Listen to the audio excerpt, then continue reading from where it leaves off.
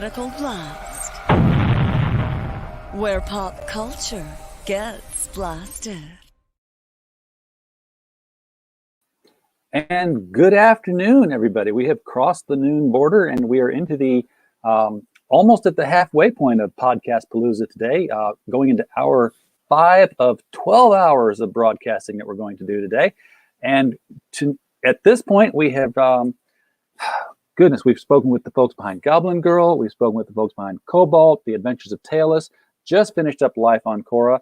And now we are moving to something a little bit more terrestrial. We are coming back to, although extraterrestrial, while it's a mix. It's a combination of things.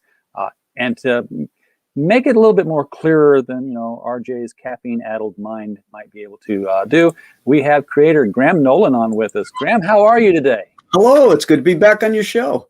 Thank you. Thank you for coming on. Last time you were here, we were talking about, the snow monsters and the Shanu. Yes. And apparently you had so much fun crowdfunding that you decided to do another book. I did indeed. Alien Alamo. Alien Alamo. Now, I guess right off the top of the thing, what is Alien Alamo? I mean, is this the Alamo, or is this an allegory to the Alamo? Or it's a name Glibon is called the Alamo.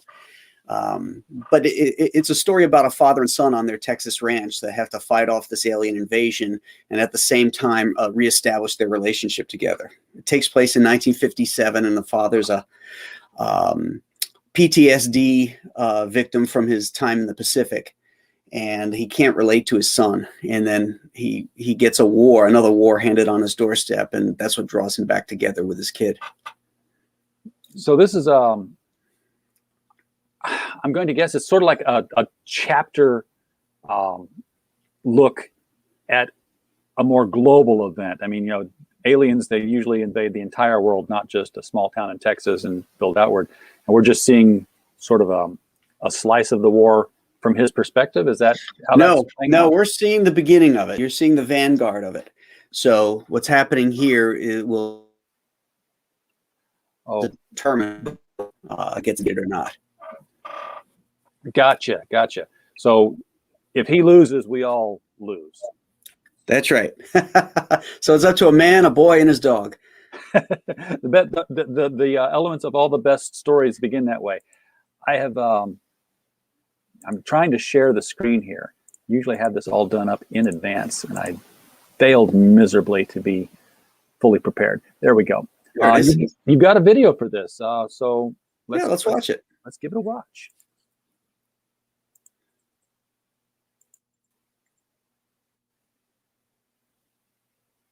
Takes a second to load. Mm-hmm. Always.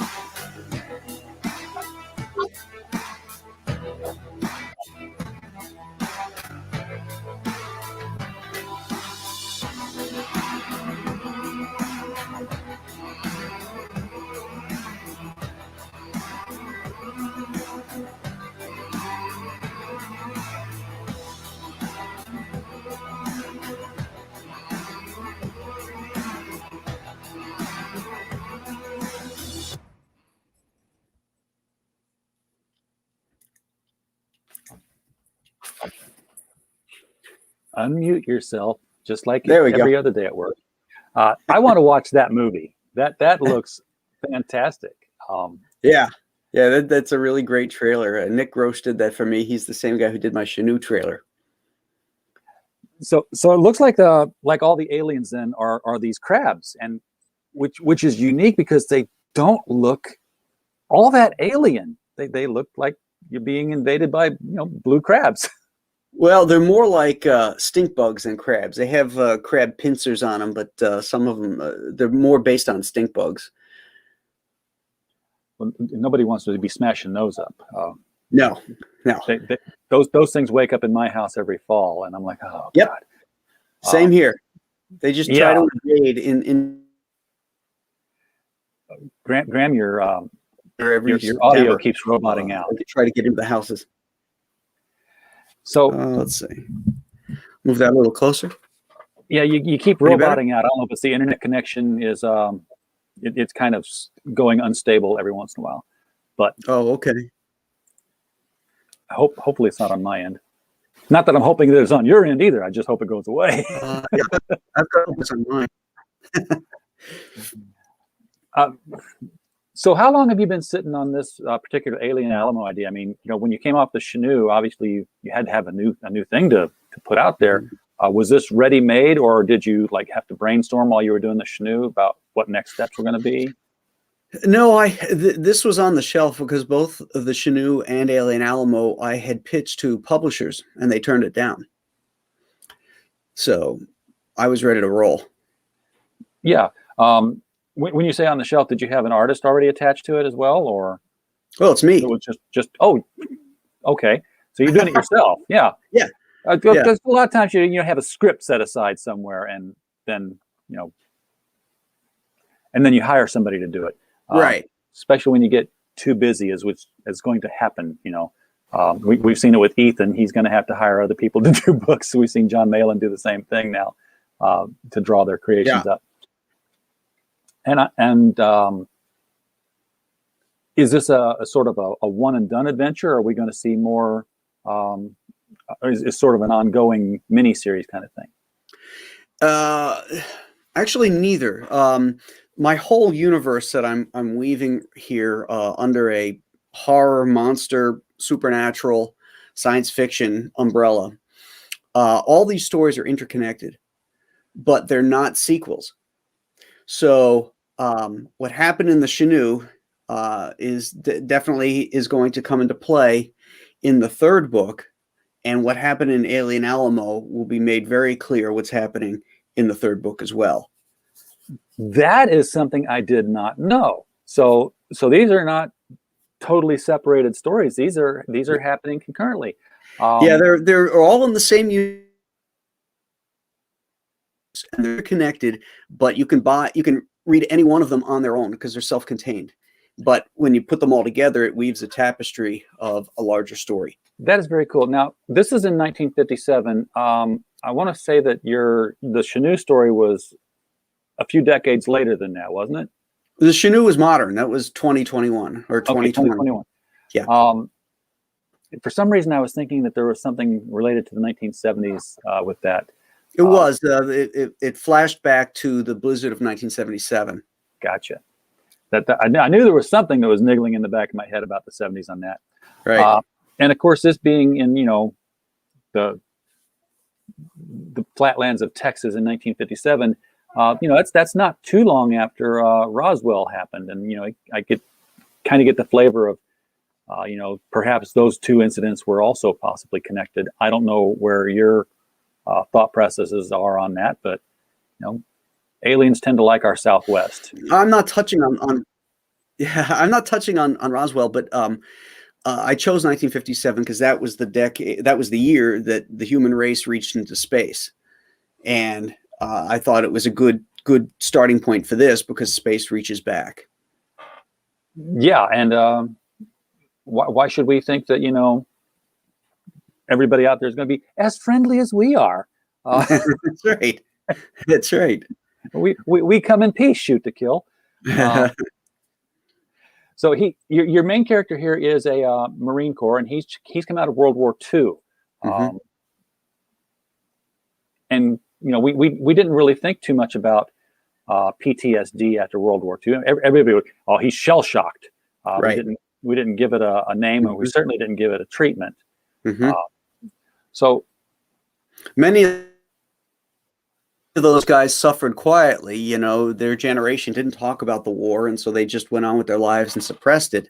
But it manifested itself in ways that we now know is because of what they went through. I mean, Audie Murphy, the most decorated soldier of World War II, suffered greatly from it. He kept a loaded 45 under his pillow and would wake up in the middle of the night with night sweats. So yeah, I mean, it's not something that was ever really talked about, but it went on. Yeah, and he made a lot of great movies too. I don't know if that served as a sort of a catharsis for him to actually relive those moments, but yeah, I don't know. it might have made it worse actually. Now that I think about it and get the words out of my mouth. But I would guess that having the PTSD is going to impact the way that he reacts against this alien invasion, because now he's in another war. Mm-hmm. And it's not one you get drafted into or you have time to prepare for. It's like, wake up, it's time to fight. Mm-hmm. Mm-hmm. Yeah, and there's another character there, another rancher who is an elder statesman who actually fought in World War I, and so he can understand what Travis has seen. But he's not suffering from the PTSD that Travis is. But he ends up being a somebody he can talk to. And unload some of his guilt and issues and stuff. And Bedecker is the guy who kind of brings him around. It looks like it's and again, it is the Alamo. They're supposed to be outnumbered. This looks like a pretty hopeless situation, just from the number of meteors we saw and how many giant stink bugs can fit in each one of them. And we can see them just littering the ground and the fence posts here. There's only so much a shovel and a shotgun are going to do there. They'll have to come up with other means, I think. So looking at your aliens, how sentient are these things? I mean, they don't have, hands. Mm-hmm. So I'm just, they're not sentient at all. They are invasive, the same way that insects are. They travel in hordes, and there might be a guiding power behind them. We haven't that might be revealed later on. But they're pretty much like insects, and part of the reason for that is I couldn't really have a sentient alien and having this young boy be killing them. So it seemed to me that I needed something that it would be acceptable for this kid to be killing without any moralizing. Squashing bugs is just squashing bugs now. Yeah. Kind of like Starship Troopers. Yeah, they were bigger bugs. And even, the xenomorphs were. Yeah, exactly. Nobody cries over killing them, but if they were like E.T., yeah, might run into problems. That would be a little bit different, of course. So they don't really have a spaceship. They rode in on basically meteors or asteroids, what have you. Yeah. And this they is hatch in the atmosphere. Ooh, they hatched in the atmosphere, so they're ready to go once they. Well, the atmosphere after they crashed on the ground, the atmosphere surrounds the thing, and the atmosphere, the oxygenated Earth. So, I see the guy in the background here. They're climbing all over. I'm pointing to my screen, like you can all see what I'm looking at here. This guy in the background looks like he's being eaten by them. Certainly, we see a cow or a goat on the ground here. These things are carnivorous. They're going to eat people, which, of course, ramps up the threat a lot more than if they were just giant termites eating wood. Right. Yeah, they have like like the stink bugs that can spray a stink. They can spray like an acid to help with the digestion and to melt hard product and skin and leather and stuff like that, and then they just, like a crab, you ever see a crab eat? It's almost disgusting. They got this mouth that goes a bunch of different ways, and it's I've seen their mouth open. Yeah. Okay, so You keep your cast of characters then pretty limited to the four. I don't know if the guy in the back makes it, so I'm not counting him. Yeah, no, those are the boy, Travis, and oh my gosh, I forgot his first name. His last name is Bedecker. The guy who looks like Sam Elliott. Those are the main characters there. And then there's ranch hands that are going to be on both ranches that will appear too. But those three are the main guys. Okay. I didn't know if the story expands into including, like, hey, the army saw these things come down, or if, there's a nearby town that's, being terrorized, all that. No, just like the original Alamo, they're out in the boondocks. They're out there, and it's just them having to face overwhelming odds. All right. Well, you've had a lot of success with it. I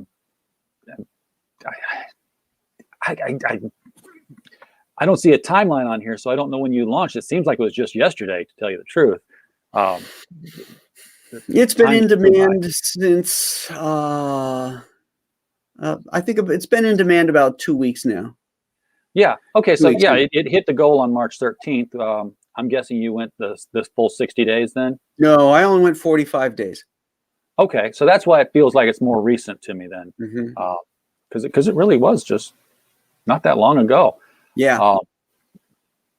And wow, how long did it take to get funded on this one? Because I think 3 days. Yeah, you had so much momentum from the Chinook. Yeah, exactly. Did people know, or did you make it known at the beginning that that this was going to be in that same universe, that there was going to be connectivity to that world? No, that got announced. When I was doing streams and stuff and talking about it, I hadn't announced it. Well, for those who haven't read the Chinook, you do have some tiers here that allow them to backtrack and make up for that mistake. Right. And your featured tier here is, of course, the sort of the everything tier. You're getting your Alien Alamo cover A, a Compass Comics sticker. Did I ask you how you came up with that name and that logo? Well, the logo obviously is a compass, but no, I don't think so. What thought went into, because when you brand your house, that's a pretty important thing. It's almost more important than the title of the books you're putting in there, because it's got to mean something. It's got to drive the company. It's got to communicate the vision. Right.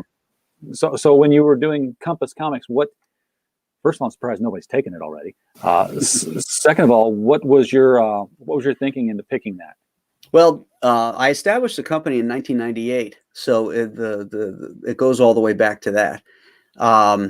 And my idea was I didn't like the direction the comics were going, and I wanted to take it in a different direction. And what do you need to go in a direction? A compass. I was also, I grew up on the ocean. I love the water, and there was that atmosphere to it too. That's why there's a map of the Caribbean in the background. And so that's basically why I chose it. Compass Comics taking comics in a new direction. I like it. Is that like the official subheader motto of Compass Comics? Taking comics in a new direction. Sweet. Yeah, that would look good on it. That will look good on a shirt. Yeah. So you're getting all three covers of Alien Alamo, and we're going to scroll down here and take a look at them. But you do get the Chinook assigned Monster Island. Now, I had forgotten about Monster Island. Also tied into all of this? Yeah, I mean, that wasn't originally, my idea, but Monster Island would fall into this universe. Any of these things I've created do fall under the same umbrella, the same universe. Even Joe Frankenstein, which got a mention in the Chinook. There's a very oblique mention of Joe Frankenstein. If you read that book, you would know when a guy is talking about he was poo-pooing the idea of this Chinook creature, and he said to everybody, I'll bet you guys believe that old chestnut about the kid and the monster living in the grain elevators. That's a direct reference to Joe Frankenstein and the monster. It sounds like you're building up to something here, Graham.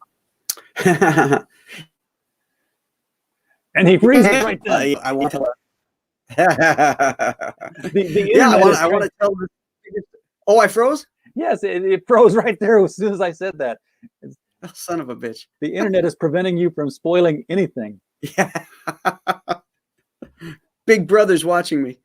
Yes.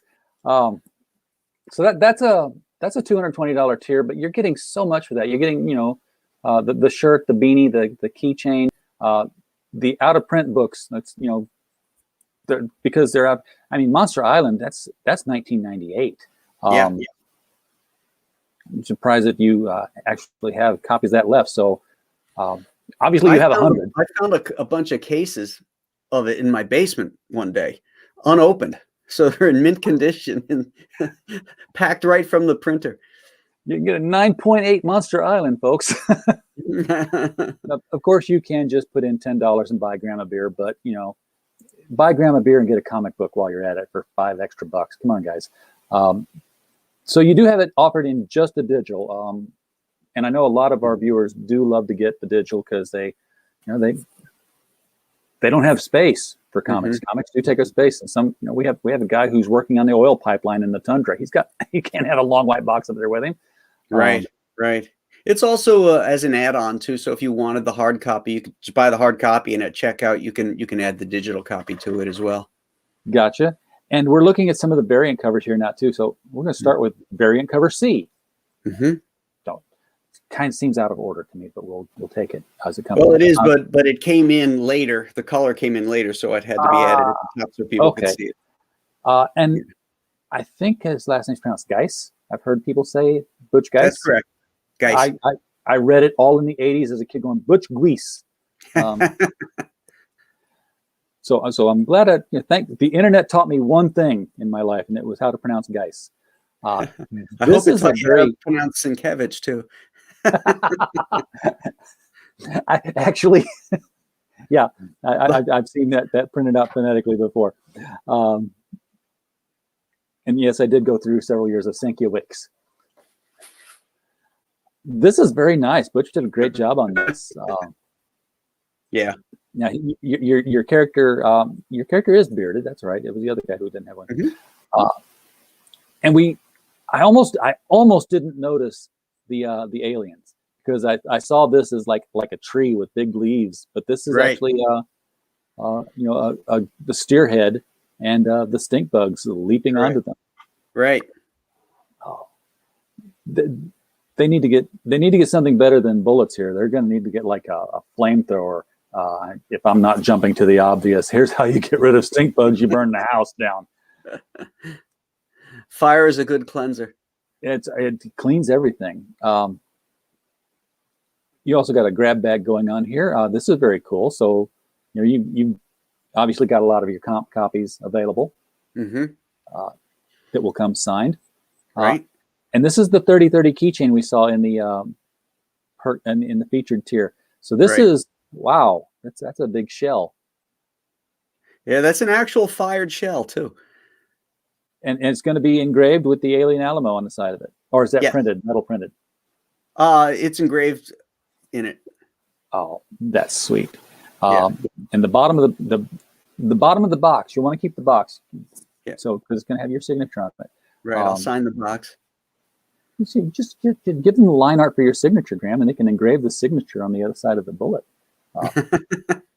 Not quite the same thing. Darn it, I clicked it. I clicked it to expand it, and I'd already had it expanded, so it was taking me on to, now I'm going to get an email later that says, finish your contribution. Oh. Like, yes, I'll finish it, but not that one. Can you hit the back button? I did. It's just taking a little bit of time to load it back up here.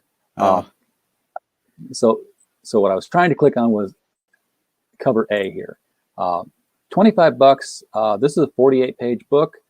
This is the one with the wrap. No, it's cover. It's 64-page book now. Oh, and you can't. Yeah, people have 450 claimed. Whoa. I wish. I hope some of the companies I'm repping get up to 450 books. Um, we're you don't have to worry about it because you're Graham Nolan. No, I'm talking, I but, worry every day. no, we're doing a thing. We've done everything with Critical Blast. Started the website, started doing podcasts, and of course, I talk to people and I'm like, hey, this would look great if you did this, or you should put out one of these and do that. I'm great at spending other people's money for them. But I started talking to a lot of UK people, and the shipping was always killing them. And I started to say, hey, why don't you? And it's like, stop. That's what you do, because you can't make comics, but you can do this. You're a logistics guy. So we've got people now who are in Australia and the UK who are using Critical Blast Logistics. And they're drop shipping their books here, and then we mail them out domestically. The company men from Kemosabe in Australia, we're shipping that out. The shipping on it is $12 a book instead of $26 a book.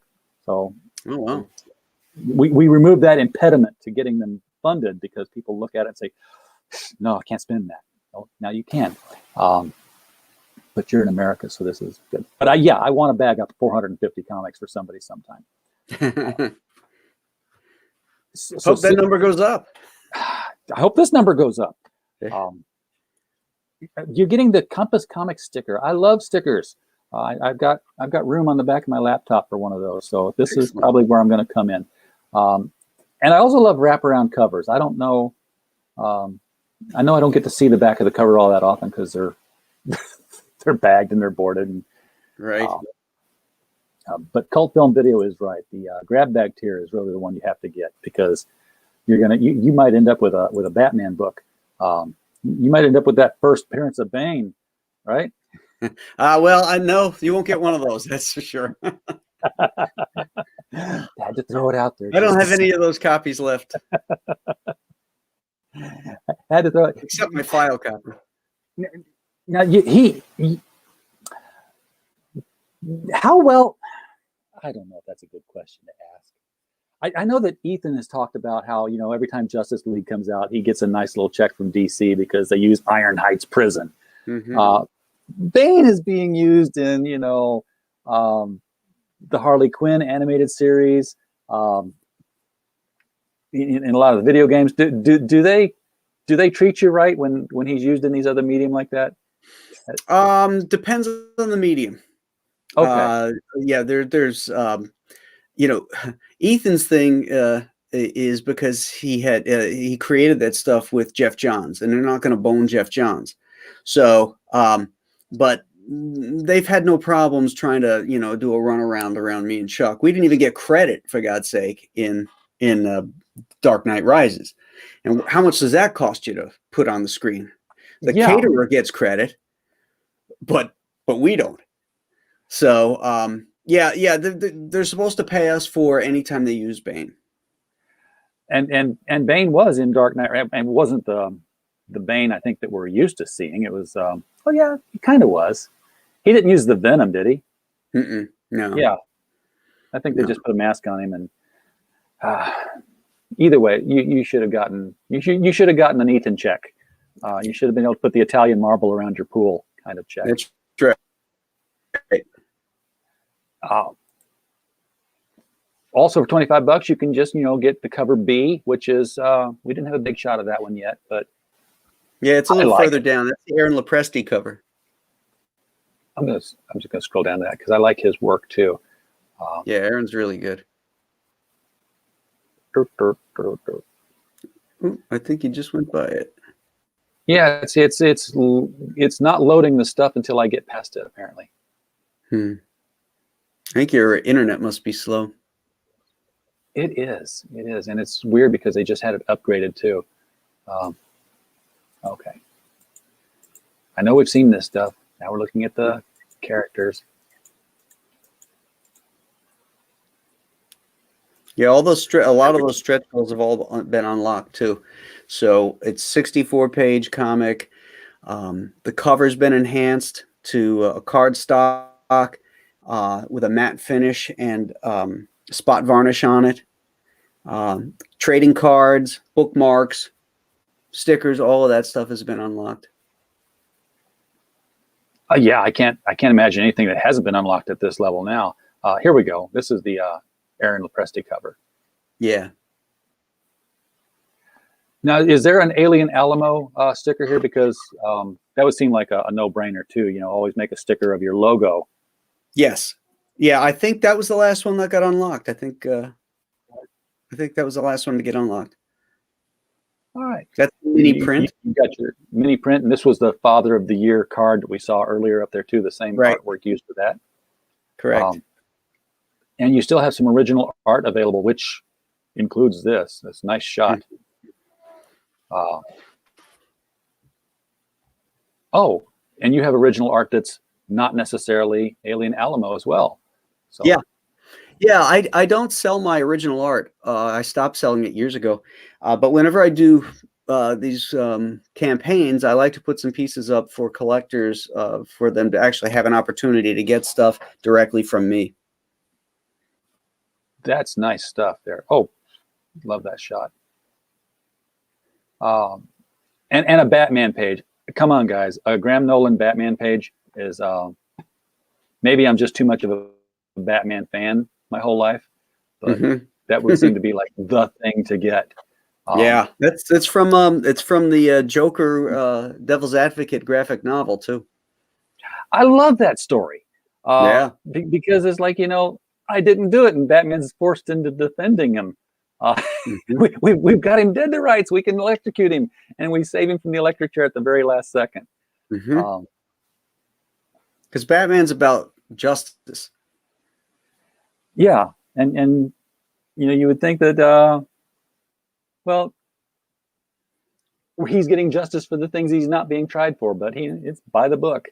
And that means somebody else goes free, though. This is true. I don't know. I think I'd have been tempted to say, "Oh, you know what? We executed the wrong guy. Here's the real guy.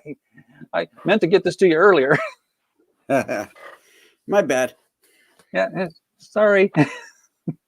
So you got an ash can copy of this too that signed. How does that differ? Is that more like the sketch layouts and the breakdowns? Yeah, the way I write these things is I have a template, and on the left side is the page, and I do my sketches and lay out the page. On the right is all my notes and dialogue and captions. So when you get and then those will all be printed together, so it'll be like the layout book basically. So you can compare the changes I've made through the creative process throughout the story. Very cool. So you want to add that? You want to get that as an add-on, folks. Yeah, if you're a fan of comics and how they're made and stuff, I think the ash can is a really great teaching tool for you too, especially if you want to learn how to write and draw comics. You can see my thought processes right there. Yeah, because when you're writing comics, you know what you're going to draw.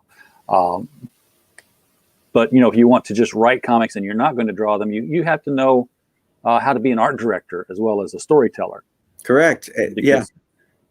You're telling the story to one guy before you tell it to the rest of the world, and he's got to get the best picture possible out of it. Beyond that, we've got the different company promotional deals where you get the T-shirts and the hats. Great add-ons. Wear these to conventions. Let people know who you support. If we ever have conventions again. They're already starting up. I've seen a few small ones, and I know that San Diego Comic-Con has announced that Thanksgiving weekend we expect to be back in business. We'll see. And then, of course, you can get Alien Alamo and the Chenoo for $50 here, along with the Compass Comic sticker. So you can get both the books, but you really got to go get Monster Island from the big perk upstairs there. Unless there's another way to get it down here that I'm not familiar with yet, but we'll find it. You can also get the ash can and the comic together. That's the best way to compare things side by side. Yeah, exactly. What started. And there's the Alien Alamo. Okay, so there's Alien Alamo and Monster Island.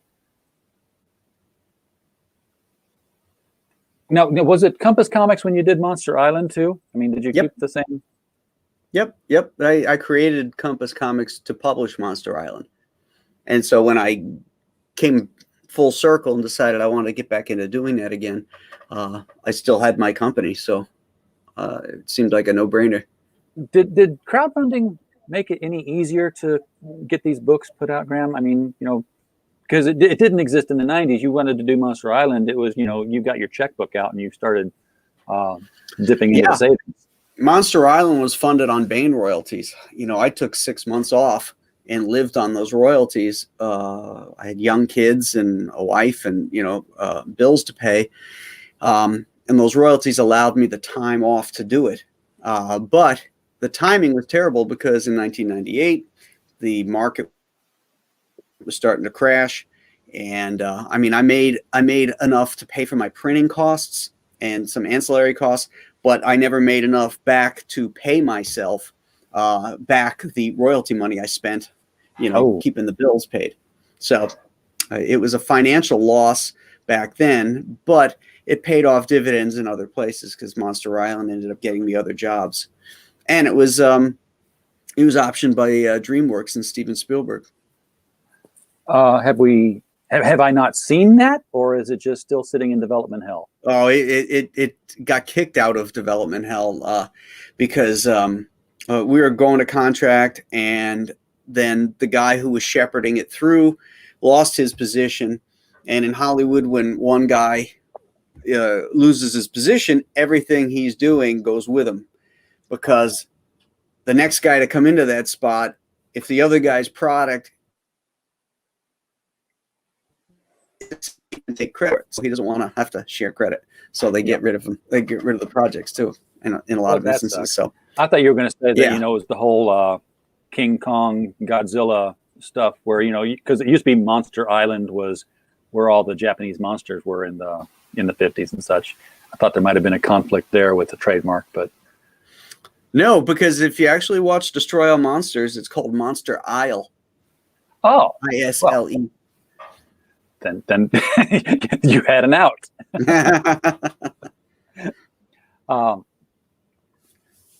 This is the grab bag that we've been told is the thing you want to get. You're going to get 5 random comics signed by Graham Nolan here for $75, and you'll get the Compass Comic sticker.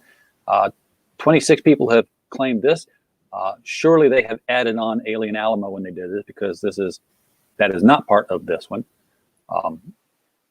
And it would be very cool to get some Joe Frankenstein books in here to make that part. I don't have any. I don't have any of those, unfortunately. Oh, well, actually, no, that's not true. For that grab bag, I do have a few of the Joe Frankenstein books that did go in the last grab bag. So there might be a few left to stick in some of these grab bags too. I think Joe Frankenstein has just become the chase book of the Nolan verse. It's the book he doesn't have, so you'll have to find it on eBay to make sure that your complete collection of monsters from Nolan is complete. And you your love of the monsters has been, it's been feeding your live streams, because you've done some monster movie watch along sort of things, or look backs when Halloween was here, and now you're doing westerns, I think. Yeah, Saturday morning Western Roundup. Is that because Alien Alamo is the book du jour? Actually, no. I started the Western things when I was still finishing up on the Chinook. But I like Westerns and I like monster movies. So, I started all my streaming back in October with the 31 Days of Monsters. So every day for 31 days leading up to Halloween, I would take a different monster movie, sci-fi movie, horror movie, talk about it, give you some background on it and stuff. And that's how I started getting my feet wet with streaming and getting it out there and building my subscription list.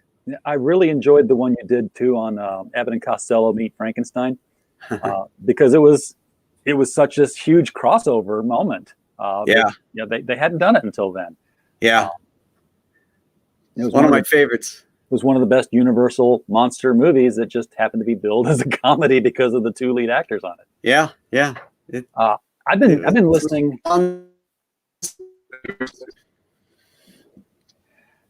I almost said I've been watching a lot, but I've actually been listening to a lot of classic radio on Sirius XM, and the westerns there. I don't know if you've gotten into watching any of that, listening to any of that. See here, that mental image that gets built is so good. But I listened to a lot of Gunsmoke, which was one of my favorite westerns when I was a kid, watching James Arness as Marshal Matt Dillon. Right. Of course, on the radio it was William Conrad. Great voice, but Cannon was not going to make the most masculine of marshals. No, the horse that Marshal Dillon rode on had a back like this. Yeah, he was a swoop back horse. But yeah, he sure did sound great in the part. Oh yeah. So I didn't know if that was if you got into the radio westerns or not at all, but that's been filling up my mornings and evenings. My wife listens to that radio station all the time. She loves all those things: 6-shooter, Gunsmoke, Have Gun Will Travel. Yeah, Hopalong Cassidy. There's a whole slew of pretty cool westerns. Tales of the Texas Rangers, that's her favorite. Yeah, Jace Pearson.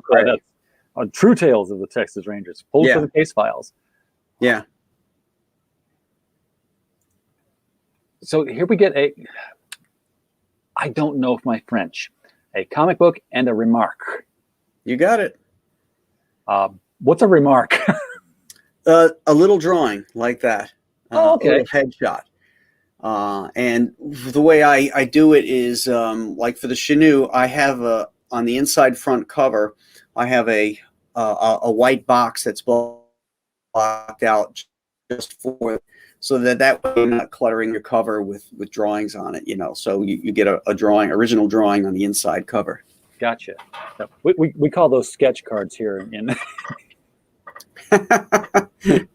Well, sketch cards would be separate, this is something you can insert in. This is in the book. This is printed on the inside front cover, just above the indicia.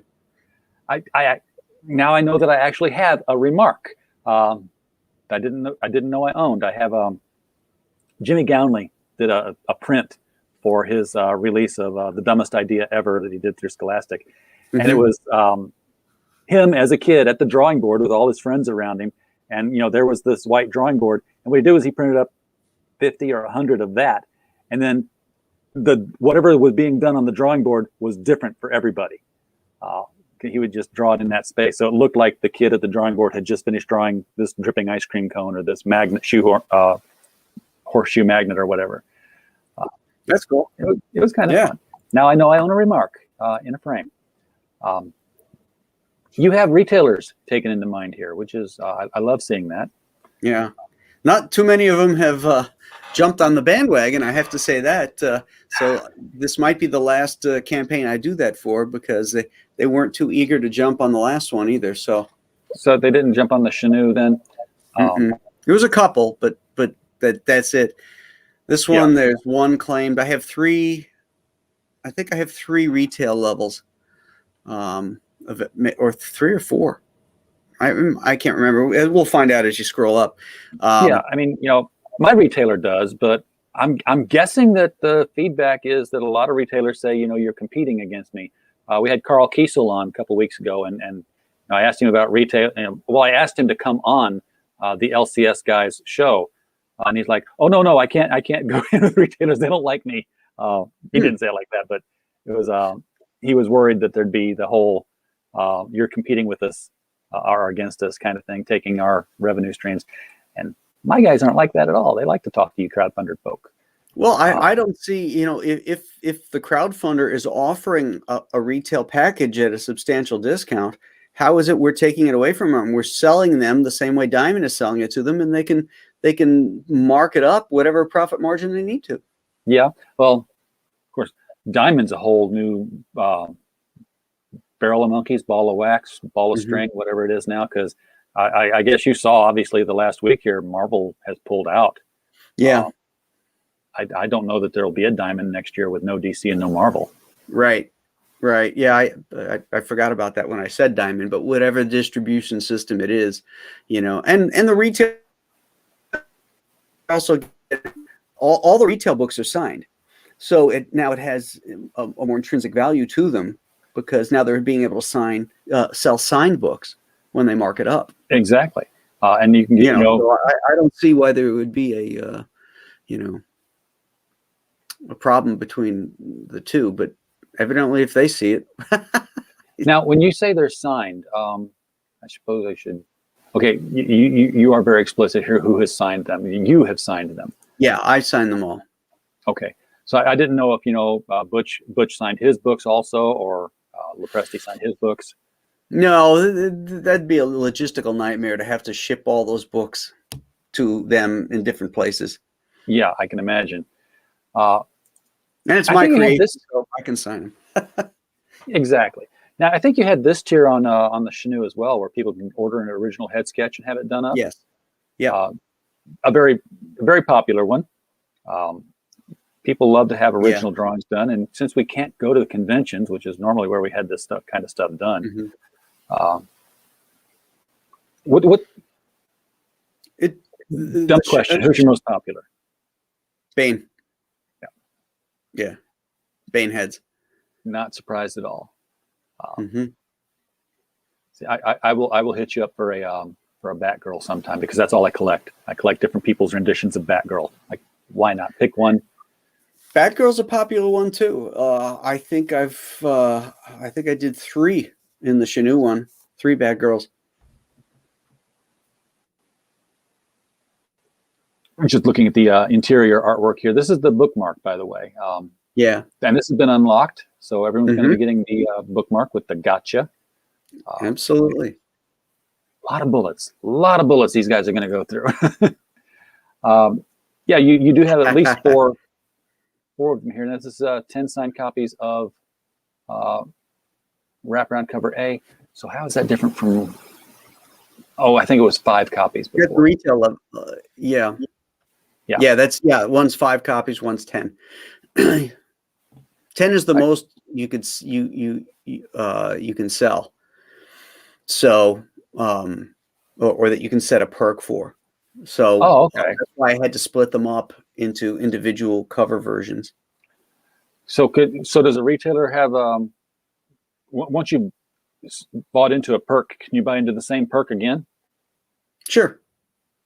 I didn't know if Indiegogo stopped you and said, "Hey, you've already done this perk," or whatever. I don't think so. I think you just have to go back in and redo it. Wow, $900! You can get the original layouts and the script. So this is the pen and ink. Yeah, this is they're markers, and these are what the ash can is being printed from. Okay. These are the sketches, and my handwritten notations is what the ash can stuff will be printed from. But this is the actual one of a kind thing. Yeah, there's only one. and it will come with a book, copy of the book. Pages of art. Oh, yeah. It's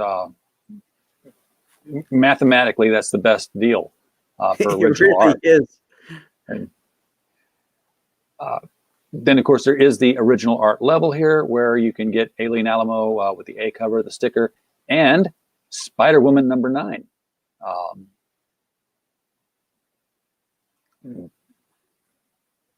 In case you're a Spider-Woman fan and didn't know that this was something you could come to Alien Alamo and get, pop over here and do that. Or you're just a fan of my art. Yeah, well, that's an interesting question. Yeah, your art's great. That's not what the question was. I wonder if people are driven more by the artist or the character, because we're very. As a fan, you can be like a fan of a person's art no matter what they draw, or you can be a fan of a character no matter who draws it. We'll call that an even split. I think they're both. I think there's collectors that sit on both sides of that fence. Yeah, I mean, there's definitely. I sit on both sides of it myself. I mean, I've talked about the Batgirl collection, where it's like I just have everybody draw Batgirl, but then there are also artists who they can do no wrong. When I was a kid, it was like George Perez could draw Snoopy, and it would be like the greatest thing I ever saw in the world. I remember Airboy. I miss Airboy. he public domain? I think he is. Maybe he's not. But you can No. get this out. I think he used some public domain characters when he was being published by Aircell. Like The Heap was in there. Black Terror. Yeah, if I'm not mistaken, Todd McFarlane bought all the Eclipse library. And Todd McFarlane owned it for a while there. And then I think he might have sold it. Chuck might have ownership to Airboy. I'm not positive on that. Oh, that'd be cool. Yeah, because love to see that come back. That cover was for Chuck was writing new Airboy stories, and they were crowdfunding it with a different company. I can't remember the name of the company now. And then they asked me to do a cover for it, and that's what that cover is. I have to look for that. Of course, you can get the original art for the from the book here as well, which is the cover. Definitely one of a kind item. And then you can become a character in the book. I'm going to tell you right now, you're going to die. No, they have their choice. They don't have to. On the Chenoo, it was a victim level. In this one, it's character level. So you can choose whether you want to live or die. We have one out of two of them claimed already, and he's decided he wants to survive. So, okay, he wants to make it through to the end. He's going to make it through. Which obviously answers the question, are there people outside your main cast here that are part of the story? So we will see people at some point. Oh, yeah. Like I said, there's ranch hands. These are Tobias Bedecker has he has a large ranch. And so he has a lot of people working on that ranch. Nice. And of course, you can get original Batman art. This is the Devil's Advocate, page 43 of the artwork. So you're going to have Batman and Commissioner Gordon in this shot. Yeah, and the dialogue, if you read it, it says everything you ever wanted to know about Batman. That's what makes that page so cool, is that it's so defining of who Batman is. Yes, and this was exactly what we talked about. He's deserved it 100 times over in his life. This time he didn't slip away. And it doesn't work that way. No. It doesn't work that way. Yeah. Well, maybe this once it should, or something like that. Yeah, and of course I'm still in the middle of binging Gotham for the second time around, and I'm like, yep, that's Jim Gordon. Maybe it should work that way. So 1,160 backers. Why aren't more people crowdfunding, Graham? I mean, especially given the state of the mainstream publishing right now. I mean, the numbers just aren't there for it anymore. And I know we keep hearing about, that's the death of the comic industry. It's not going to be around much longer, but there's obviously this very viable and successful alternative. Well, I don't agree that the comic industry won't be around anymore, but it doesn't mean that Marvel and DC won't be around.